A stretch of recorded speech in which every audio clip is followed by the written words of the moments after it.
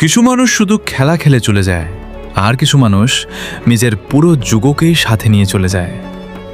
আজ সেই মানুষটার বিদায়ের দিন। ব্রাজিলের হলুদ জার্সি থেকে চিরকালের মতো বিদায় নিলেন নেইমার জুনিয়র। 2026 বিশ্বকাপে নরওয়ের কাছে রাউন্ড অফ 16-তে হারের পর চোখে জল নিয়ে তিনি বলেছেন, জাতীয় দলের সাথে আমার সময় শেষ। আমি বিশ্বাস করি আমি ইতিহাস তৈরি করেছি। আমি খুব খুশি ছিলাম, রক্ত দিয়েছি, জীবন দিয়েছি, সব সময় এই হলুদ জার্সির জন্য লড়েছি, কিন্তু এখন আর সেটা চাই না। এই কথাগুলো শুনলেই বুকটা ভারী হয়ে যায়।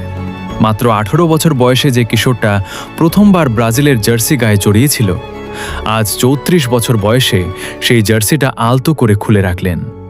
16টা বছর, প্রায় 130টা ম্যাচ, 80টা গোল, ব্রাজিলের ইতিহাসে সর্বোচ্চ গোলদাতা। কিন্তু নেইমার কি শুধু এই সংখ্যাগুলো? না, তিনি ছিলেন সেই খেলোয়াড় যার ড্রিবল দেখে স্টেডিয়াম উঠে দাঁড়িয়ে যেত, যার নোলক পাস দেখে মনে হতো এটা কি মানুষ নাকি জাদুকর, যার খেলা দেখে ছোট ছোট ছেলেরা ফুটবল খেলতে ভালোবাসত। তিনি ব্রাজিলকে আবার স্বপ্ন দেখতে শিখিয়েছিলেন, সেই পুরনো ব্রাজিলিয়ান জাদু ফিরিয়ে এনেছিলেন। অথচ জীবন তাকে সহজ পথ দেয়নি। বারবার ইনজুরি, বারবার ব্যথা, বারবার অপূর্ণ স্বপ্ন।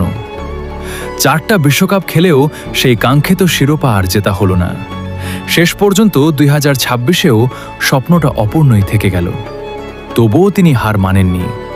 আহত শরীর নিয়েও মাঠে নেমেছেন, সমালোচনার ঝড়ের মুখেও মাথা উঁচু করে দাঁড়িয়েছেন, আর শেষ মুহূর্ত পর্যন্ত লড়ে গেছেন। আজ যখন তিনি হলুদ জার্সিটা খুলে রাখছেন, মনে হচ্ছে যেন একটা পুরো অধ্যায় শেষ হয়ে গেল। সেই অধ্যায় যেখানে ফুটবল ছিল শুধু খেলা না, ছিল আর্ট, ছিল আবেগ, ছিল জাদু। নেইমার, ধন্যবাদ। তোমাকে দেখে আমরা হেসেছি, তোমার গোলে আমরা লাফিয়ে উঠেছি, তোমার ব্যথায় আমরা কেঁদেছি, মরা কেঁদেছি। তুমি হয়তো আর কখনো সেই হলুদ জার্সি পরবে না, কিন্তু আমাদের হৃদয়ে, আমাদের স্মৃতিতে তুমি চির থাকবে। একটা যুগের অবসান হলো, কিন্তু কিংবদন্তিরা কখনো শেষ হয় না, তারা শুধু ইতিহাসের পাতায় চলে যায়। যদি তোমারও মনে হয় নেইমার একজন সত্যিকারের লেজেন্ড, তাহলে কমেন্টে একটা দিয়ে যাও, আর এই ভিডিওটা শেয়ার করে দাও সেই মানুষটাকে যে নেইমারকে ভালোবাসে। বিদায় নেইমার, তুমি অসাধারণ ছিলে।